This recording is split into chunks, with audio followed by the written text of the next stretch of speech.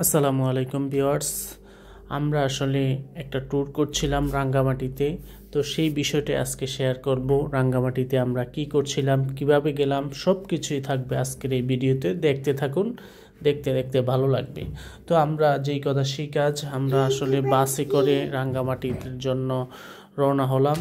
আসলে আমরা 10:30টার দিকে রাঙ্গামাটি সায়দাবাদ ছিলাম। আমরা যেহেতু একটা ট্যুর গ্রুপের সাথে যাচ্ছিলাম, তো তারাই আমাদের বাসটা ব্যবস্থা করছিল। তো আপনারা দেখছেন যাত্রাপথে আমাদের যাত্রা বিরতি দিয়েছে, আমরা একটু সময় পাস করলাম। তারপর আসলে আমরা আবার সেই বাসে চড়ে আমরা চলে আসলাম আমাদের রাঙ্গামাটিতে।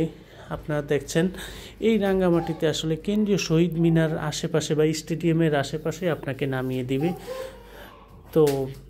তো আপনাকে এখানে নামিয়ে দিলে কিন্তু শহীদ মিনারের পাশে কিছু সময় সবাই পাস করে, তারপর আসলে সেই কাপ্তাই লেগে চলে যায়। সারাদিন কাপ্তাই লেগে ঘোরাফেরা করে। তো দেখতে থাকুন।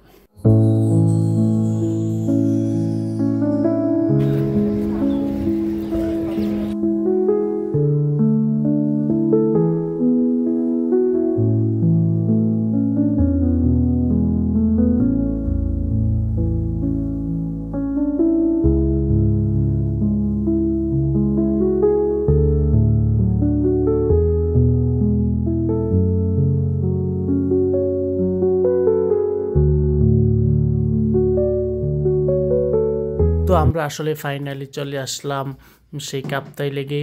কাপ্তাই লেগের পাহাড়গুলো আপনাকে অন্যরকম সৌন্দর্য লাগবে, আপনার হৃদয়ে ছুঁয়ে যাবে। আসলে চারদিকে পাহাড় আর পাহাড়।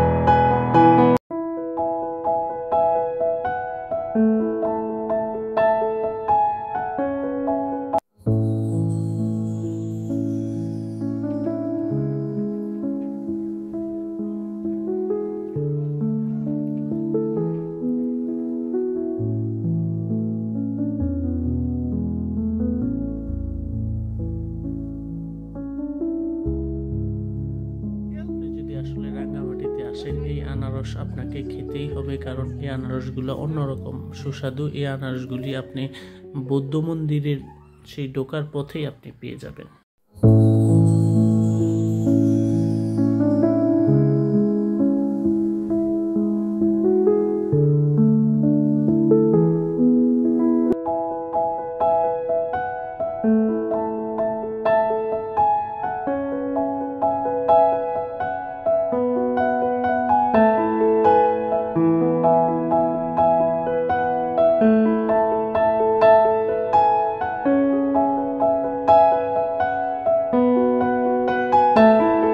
আপনি যদি আসলে রাঙ্গামাটিতে আসেন, রাঙ্গামাটিতে হরেক রকম পোশাক পাবেন। পাহাড়ি আদিবাসীদের খুব সুন্দর রকম পোশাক।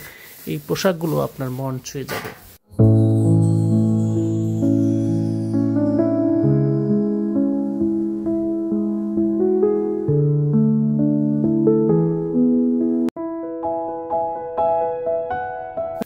এখন আমরা যে জায়গাটাতে উঠতেছি এটা হলো পাহাড়ি আদিবাসী গ্রাম বা মাস্টার পাড়াও এই জায়গাটাকে বলে।